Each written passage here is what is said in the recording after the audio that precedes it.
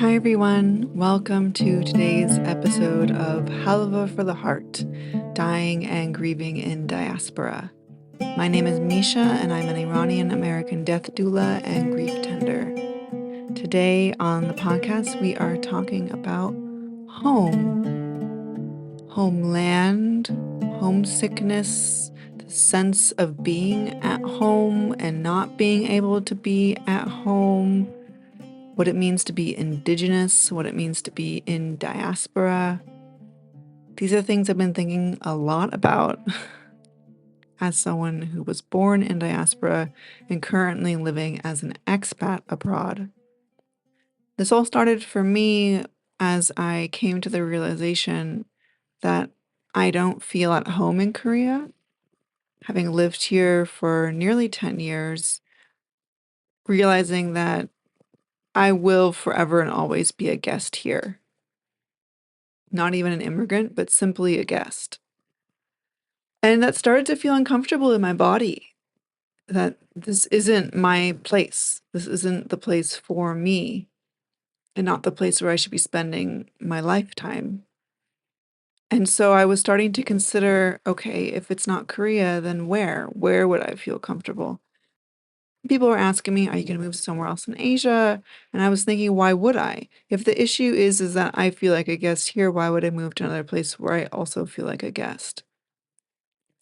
And I started to think about where do I really feel truly at home? Where do I feel at home in my body?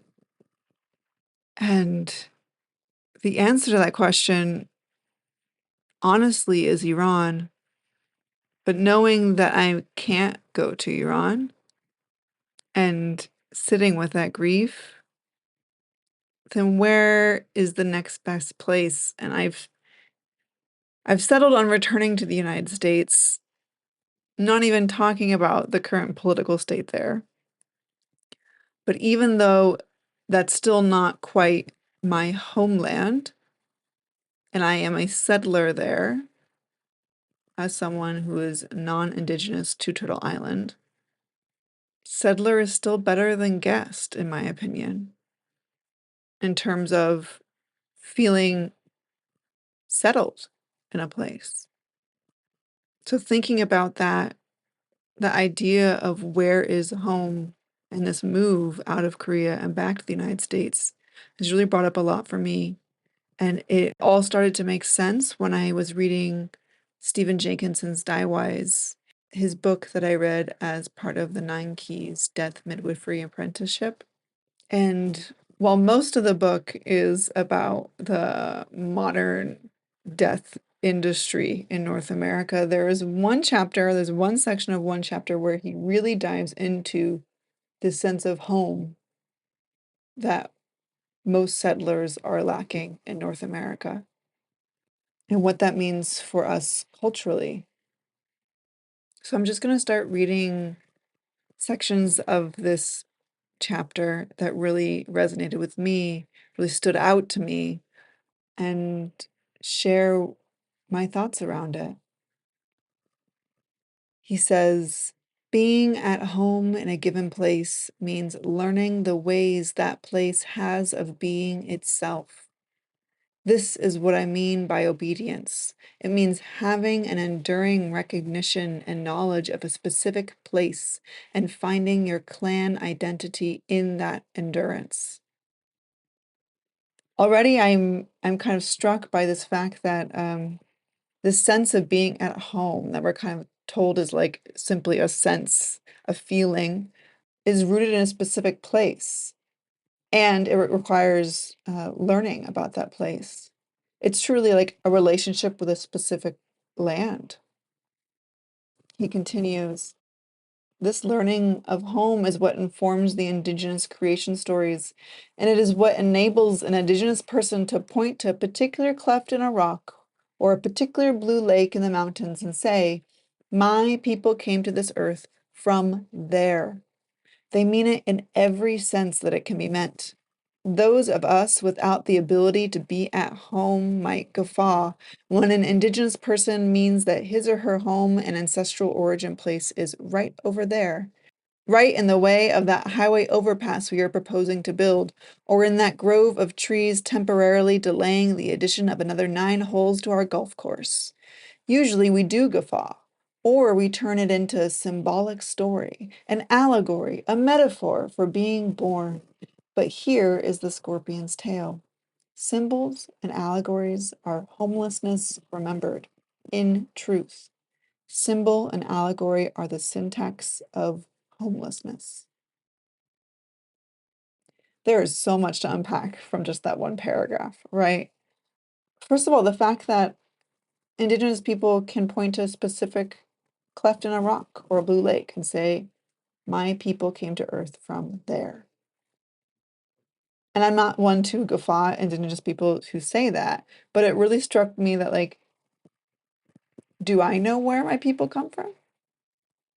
Do I know which specific rock or lake or mountain or ocean where my people come from?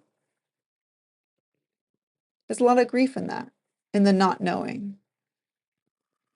And then the part at the end about how we turn it into a symbol or allegory or metaphor because we don't want Indigenous people to be so connected to a specific land.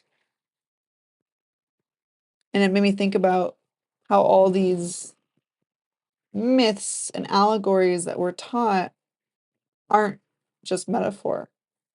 They sound like metaphor because we've been taught to not believe in the truth of them. But like he says, they are homelessness remembered in truth. Because we can't imagine what it's like to know the place where our people come from.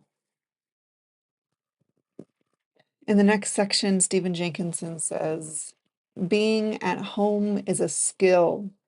It is a skill of recognition and belonging, the skill of inextinguishable obligation. Obligation not to owe, but to be bound to. Being at home is knowing your obligation to your home and proceeding accordingly. Being at home is a competence born of deep knowledge of your belonging to and your obligation to all that has been and will be for that belonging. That knowledge includes, in fact, it requires knowing where the bones of your dead are and knowing where your dead feed the life that you are learning to obey.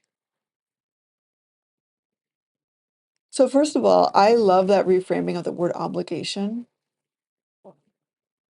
It's not like, ugh, I have to do this thing, but it's oh, I am bound to this thing as, like, in relationship with it. Like, we are bound to each other. And in that relationship, I have responsibilities. I owe them something. I think about this a lot in terms of the relationship between a dying person and their caregiver. A lot of times, dying people don't want to be a burden, right? They don't want to make their caregiver or their child or whoever's caring for them feel obligated to care for them. And while that sometimes may be true, I often feel like the dying person makes that assumption without really thinking about what a gift it would be to the caregiver, to the children, to allow them to care for you, right? They're obligated in the sense that they are bound to you in that relationship of parent and child, or, spouse or sibling or friend. It's that relationship and that reciprocity in the same way, right? Parent and child. I mean, that's why we call it Mother Earth, because it's a mother, a parent, and we as the children caring for, in our obligation, the land that feeds us. And I think that's why it's so important to know where the bones of your dead are, as Stephen Jenkinson says, because there's no way you as a single human can be bound to the land of the entire earth, right? You are bound to a specific land. And that land is the land where your ancestors are buried. And again, this is another grief, right? As a settler, someone born as a settler in Turtle Island, I don't know where the bones of my dead are. Not pre-Turtle Island. I have no idea where that land is. And it feels like something that's been stolen from me, right? The land that I was meant to care for and that would care for me, I don't even know where it is. That's a grief. It's a heavy, deep grief. So continuing with this passage, he says, being at home is having kinship with the place where your kin live and have lived and cooked and loved and suffered their sufferings and known their gods, the place where they died and were gathered in. You are woven into belonging to a people by belonging to a place. This is what indigenous means etymologically, to be born inside. Indigenous answers the question who by being able to go and stand on a certain where. This is where the term indigenous feels a little murky, right? As someone born and raised in diaspora, it feels even weird to call Iran my homeland. It's my mom's homeland. And so I'm trying to get comfortable by even just saying my homeland. And it's easier to say my ancestral homeland. But to take that one step further and say, I am indigenous to Iran. I may not know the specific land. Well, I know my grandmother's family is from Tabriz and my grandfather's family is from Kashan. But in terms of I don't know that land intimately. And yet, can I still call myself indigenous to Iran? I think about Palestine and Palestinians who have been born and raised in diaspora and how they so openly identify as indigenous to Palestine, and they have such a deep, deep connection to the land of Palestine. Even as people who may have never even stepped foot on that land, they are connected to the land first and foremost. That is what it means to them to be Palestinian. And I wonder how that connection to land has been preserved through the generations. And I wonder why it hasn't been preserved in the Iranian diaspora. My guess is because the land of Iran isn't under threat by occupying forces. Maybe that threat, the Israeli occupation of Palestine, has really prioritized this connection to land for Palestinians in diaspora.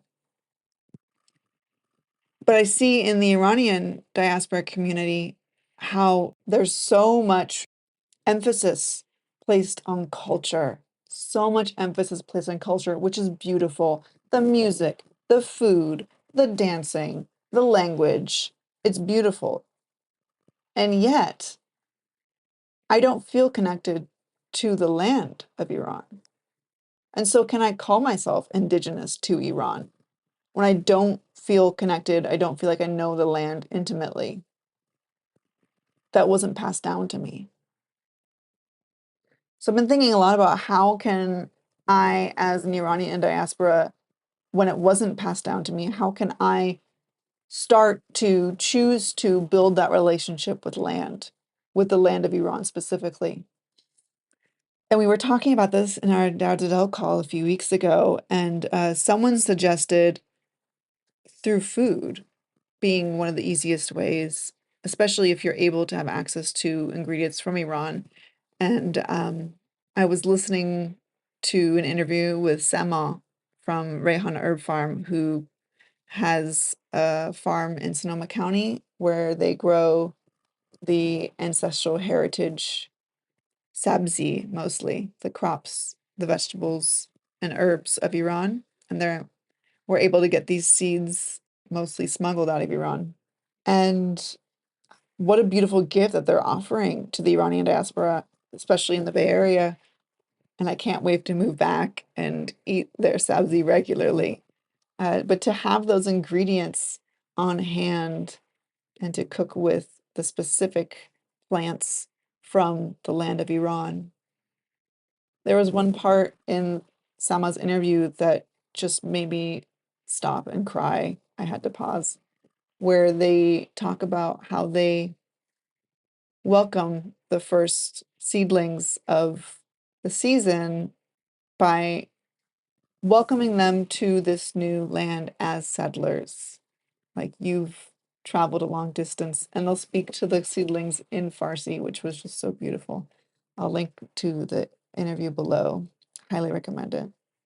But they speak to the seedlings in Farsi and welcome them, say, like, you've traveled a long distance, just as I have, and there's many Iranians here who have missed you dearly. They've been missing you for decades, and they're so excited to meet you and to get to know you. And I can't wait to see how our new life together on this land will unfold. I thought that was so beautiful, as this idea around diaspora and finding a way to literally grow in the land that you've settled on in a way that honors both that land and also the land where you come from. And having a diaspora community to connect with. Last year, I bought some seeds from Sama's farm. They sell seed packets. And I tried growing them on my balcony here in Seoul. And I am not one that has much experience growing plants, especially from seed, but I did my best, and they grew for a while and then got totally devoured by caterpillars. And it was not the best, and it felt very awkward for me. It didn't feel natural. It just didn't feel right in my body in terms of like this ancestral knowledge. Yeah, it didn't fit with me. And that's okay. And so I've been trying to look for maybe other ways to connect with the land, and desperately looking for ways to do that. And I was sharing this with a group on a call today, and someone said something so beautiful that I had to write down. They said that longing for a place is being in a relationship with that land. And that simply trying to connect with the land and longing to be in connection with that land is a way to be in relation with it. They actually said, and I wrote the quote down, they said, I'm in relationship when I'm in the longing. And I thought that was just so beautiful. And it really eases things a bit, that like I'm doing the best I can. And maybe I already am, in a way, connected to that land.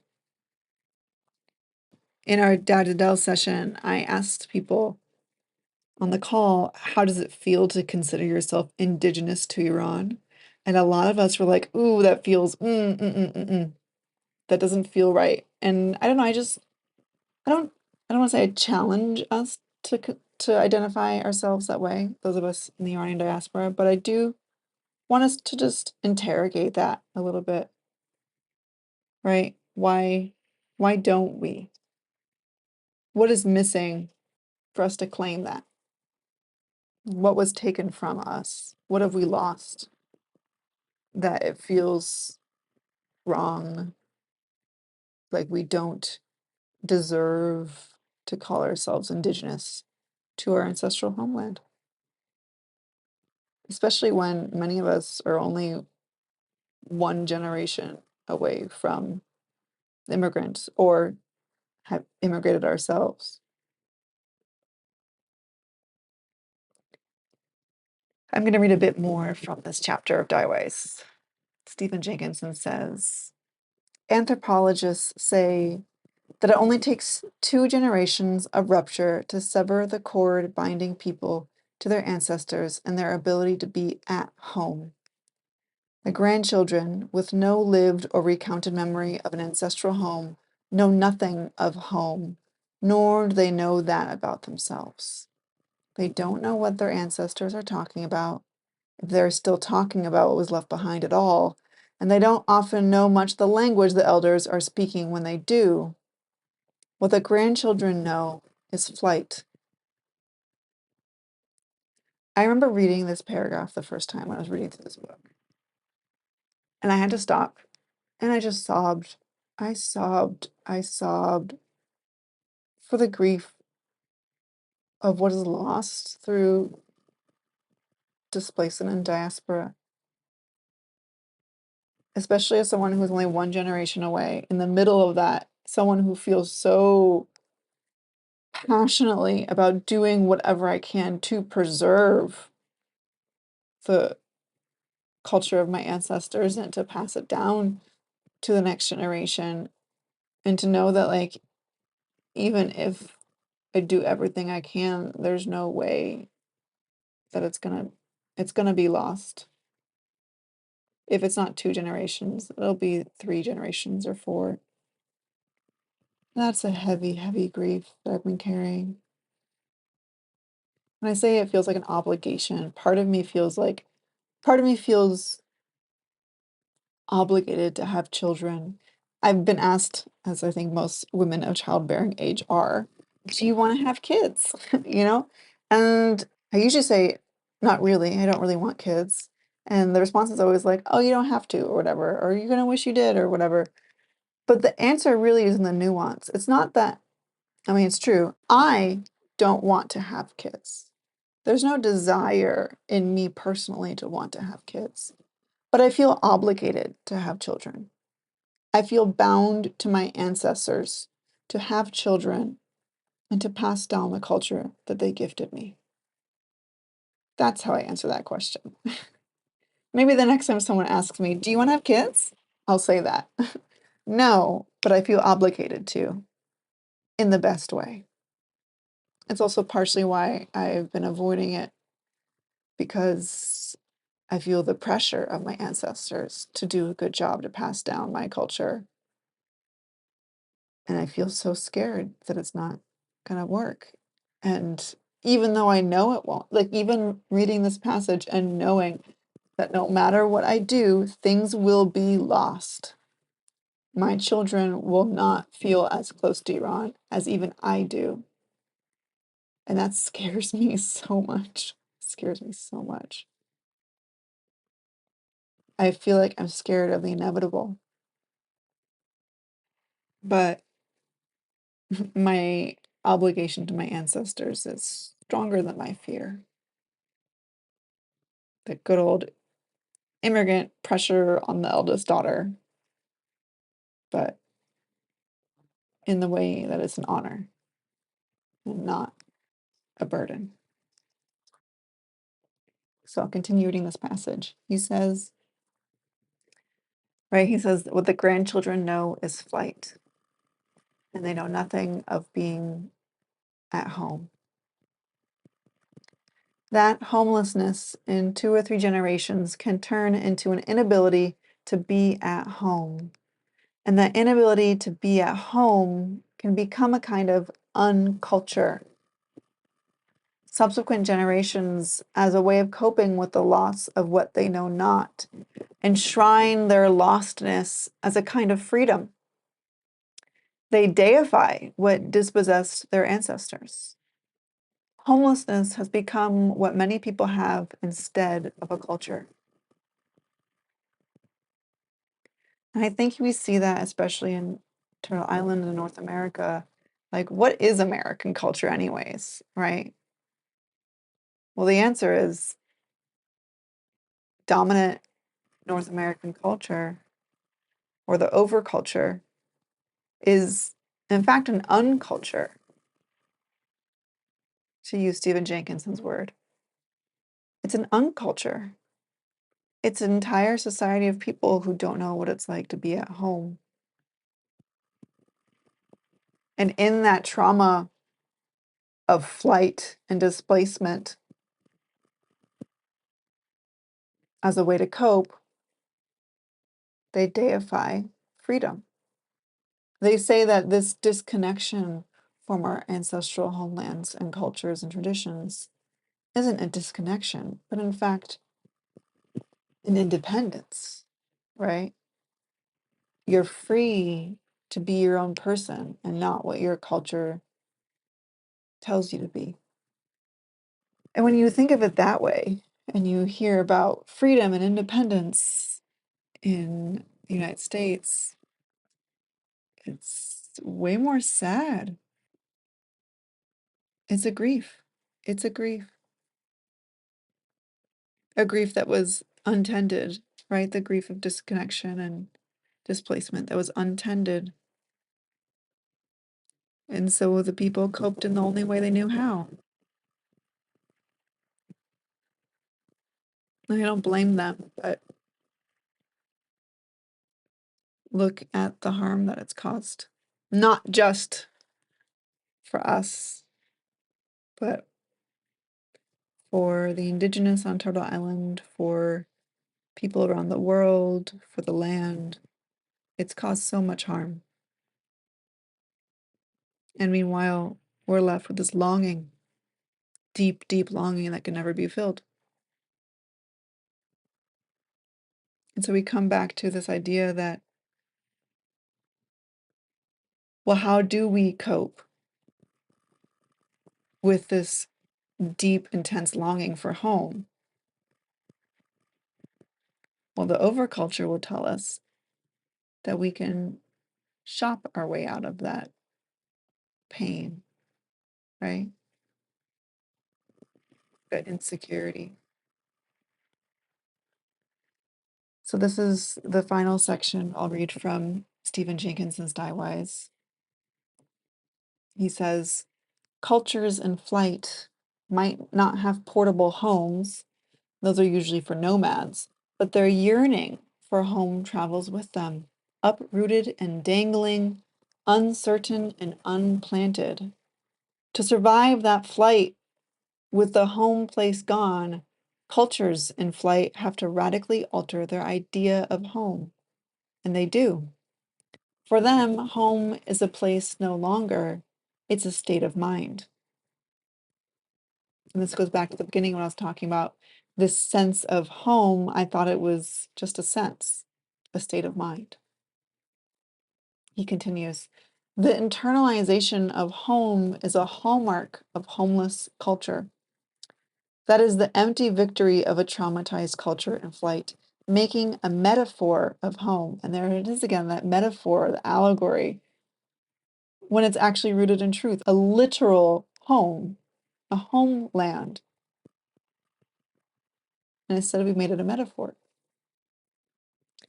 People with this trauma go to psychology so as not to have to go to history or culture.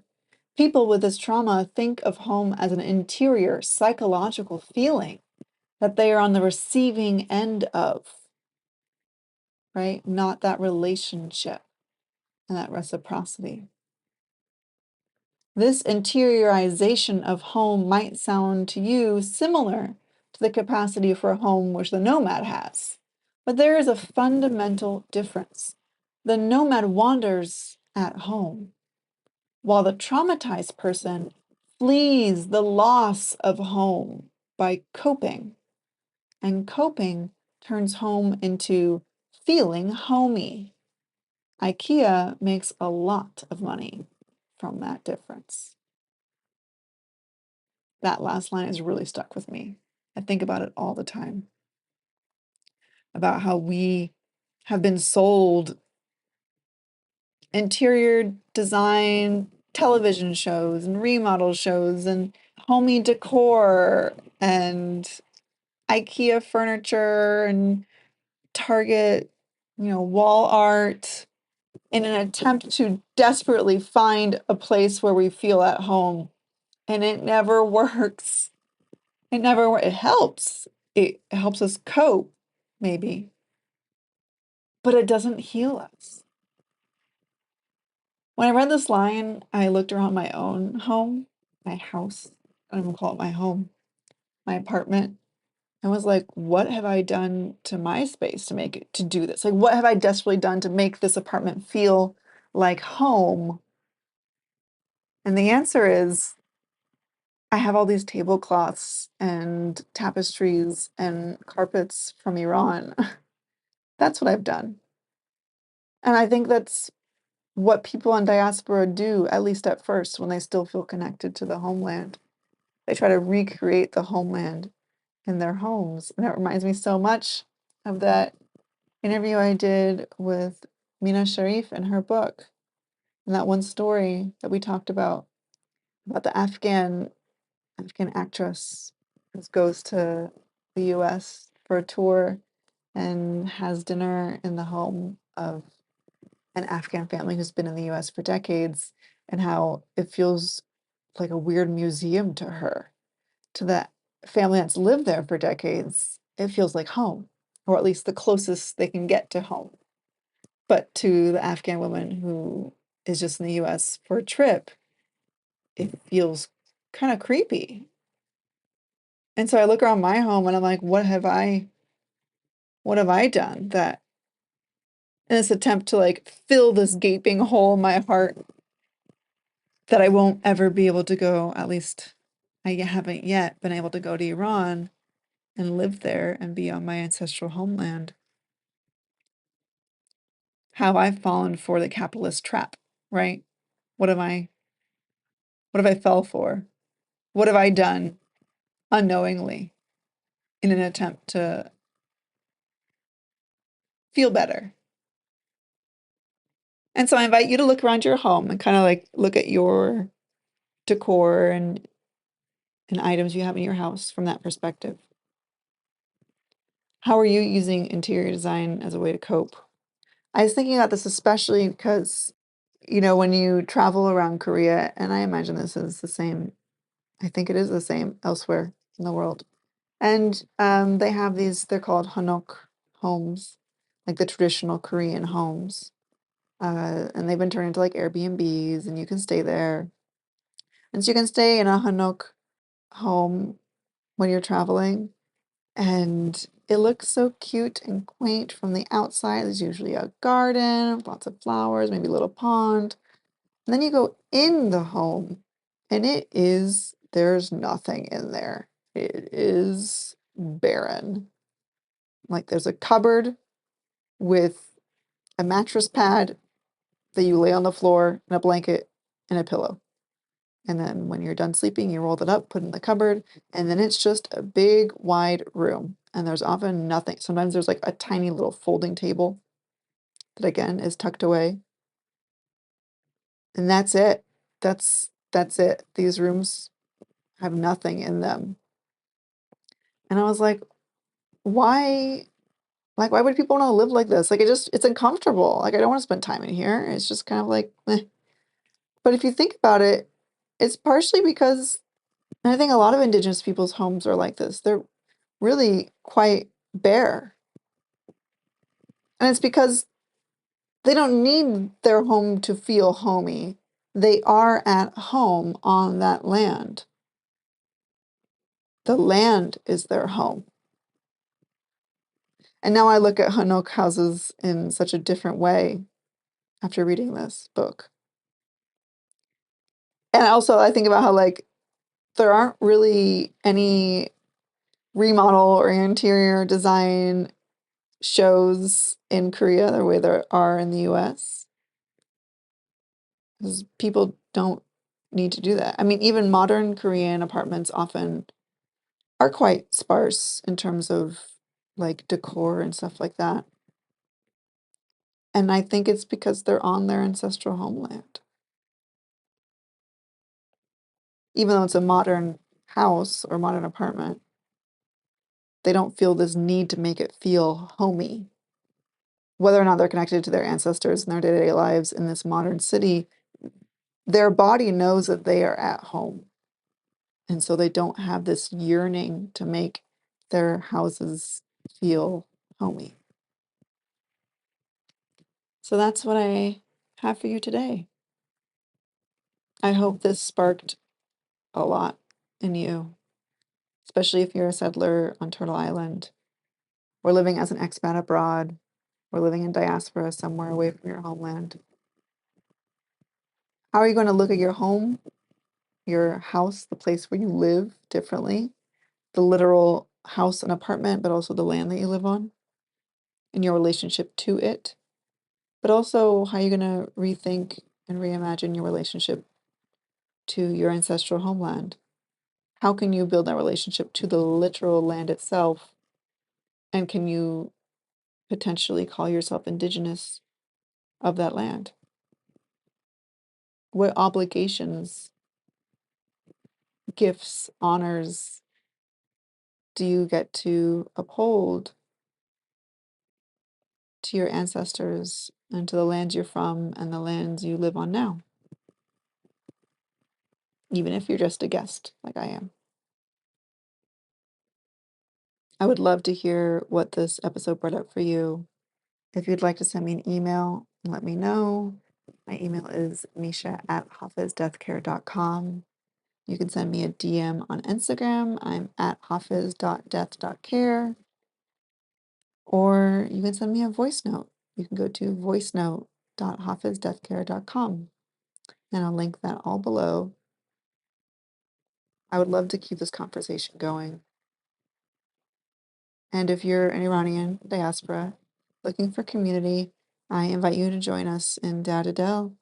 We meet 3 times a month on Zoom, and we have a Signal group chat where we talk about things like this and discuss ways that we're each staying connected to our culture and homeland. I'll link that below as well. So that's it for today. Thank you for going on this journey with me. I highly, highly recommend reading the book Die Wise by Stephen Jenkinson. He is a white, cis male settler in North America, but he offers so much in this book. It's quite a dense book. There's a lot to it. And this was only just a couple pages. But if you're looking to dive deeper, not necessarily into this topic because this was just a small portion of the book, but into how the overculture in North America deals with death and dying and why it's that way and what we can do about it, I recommend Die Wise. And thank you to Narinder Bazin at 9 Keys for introducing me to this book. Thanks for listening.